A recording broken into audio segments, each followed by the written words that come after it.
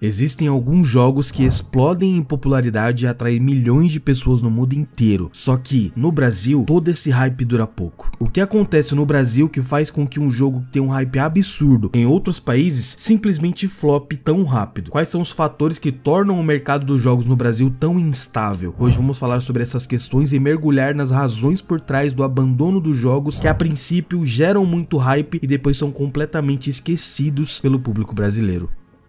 O mercado brasileiro de jogos é muito grande e bem diversificado, com cerca de 74,5% da população afirmando em algum momento que joga algum tipo de jogo, seja no console, celular ou PC. Sempre que eu ando de busão eu vejo algumas senhoras jogando Candy Crush no celular. O cenário no Brasil com certeza é muito promissor, mas ele esconde algumas coisas que podem explicar por que a popularidade dos jogos desaparece muito rápido aqui no Brasil.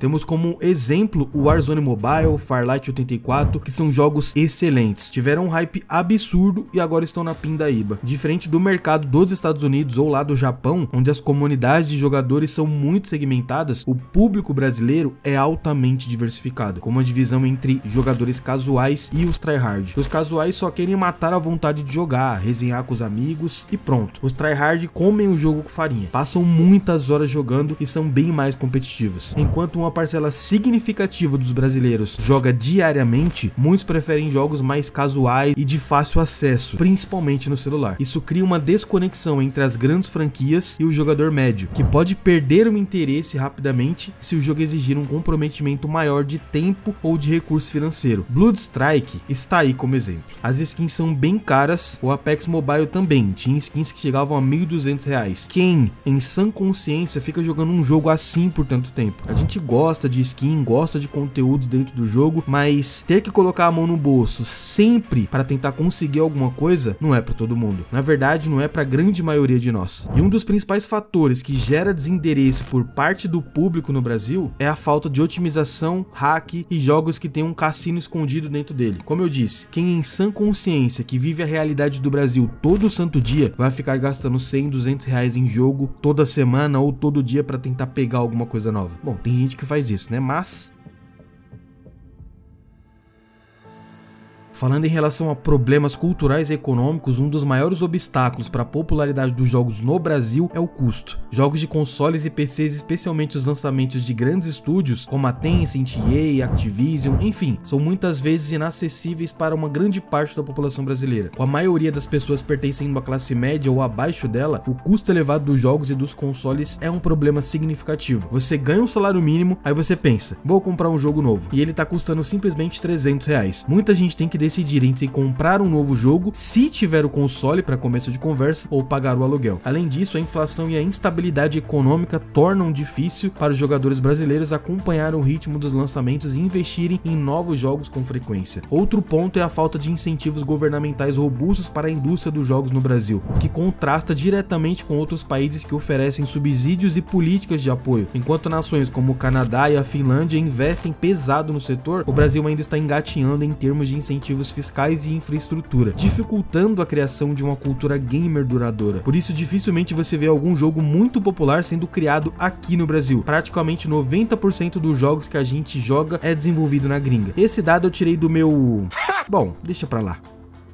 O público brasileiro é altamente engajado com o hype gerado por grandes lançamentos. Entretanto, essa empolgação inicial frequentemente esfria rapidamente. Um dos motivos pode ser a sobrecarga de opções. O mercado global de jogos é extremamente competitivo e novos jogos são lançados constantemente. Como resultado, a atenção do jogador brasileiro é dispersa. Além disso, a experiência multiplayer, muitas vezes limitada pela falta de servidores localizados no Brasil, prejudica a qualidade de jogos e afasta jogadores que buscam uma experiência mais fluida, ou seja, sem o famigerado lag. Algo que também impacta diretamente na popularidade dos jogos é a expectativa que nós brasileiros criamos em cima de absolutamente qualquer jogo. Quer um exemplo? Troy Nova e Face Trigger. Muita gente está hypando esses jogos e talvez fiquem frustrados quando eles forem lançados. E por que a frustração acontece? Pela alta expectativa. Simplesmente criamos muita expectativa em jogos que parecem ser sobrenaturais, mas são muito comuns e não muito diferentes dos outros milhões de jogos que existem por aí. Aqui no Brasil isso é praticamente uma uma regra. Qualquer jogo novo que é anunciado, a comunidade coloca hype. O jogo lança, o hype dura alguns meses e a gente percebe que o jogo não tem nada demais e enjoa, para de jogar ou procura outro jogo. E ainda tem uma outra questão. O jogo é lançado, depois de alguns meses, ele começa a apresentar problema de otimização, atualizações sem sentido e mudanças desnecessárias, jogo sem conteúdo ou conteúdo muito medíocre e nada muito atrativo. Um jogo sem uma narrativa bem elaborada, decisões bizarras das desenvolvedoras em relação ao jogo. Tudo isso faz um jogo que até tem muito potencial simplesmente ser esquecido. Se um jogo apresenta muitos problemas, como bugs, hack, má otimização, narrativa ruim, conteúdo superficial, itens dentro do jogo absurdos de caro, ele pode ser o melhor jogo do planeta, ser famoso até em Marte, que o fracasso será inevitável. Ninguém aguenta jogar um jogo com muitos problemas ou um jogo que não é tão interessante quanto aparentava por muito tempo. Então, pra mim, esses são os principais motivos de por que os jogos flopam tanto aqui no Brasil, mesmo sendo muito famosos em outros países. Bom, o mercado brasileiro de jogos tem mostrado sinais de crescimento e adaptação. A ascensão dos jogos para celulares, jogos mais acessíveis financeiramente, tem sido uma das principais fontes do crescimento. Além disso, a expansão do setor de esportes está ajudando a moldar uma nova fase para os jogos no Brasil. O foda é que, até no esportes, alguns campeonatos flopam. A gente vê isso na média de espectadores de campeonatos de Free Fire, Valorant, LoL e Fortnite. Os espectadores vêm diminuindo a cada ano, mas o mercado de esportes está em crescimento. Inclusive, se quiser que eu traga um vídeo aqui no canal falando sobre esse mercado, comenta aqui embaixo. O futuro da popularidade dos jogos no Brasil dependerá de várias mudanças, incluindo melhores políticas de apoio à indústria brasileira, maior acessibilidade aos jogos e investimentos em infraestrutura online. Até lá, o ciclo de ascensão e queda de jogos no país continuará sendo uma montanha-russa para desenvolvedores e jogadores. Embora o Brasil seja um dos maiores mercados de jogos do mundo, ele também é um dos mais complexos, com uma base de jogadores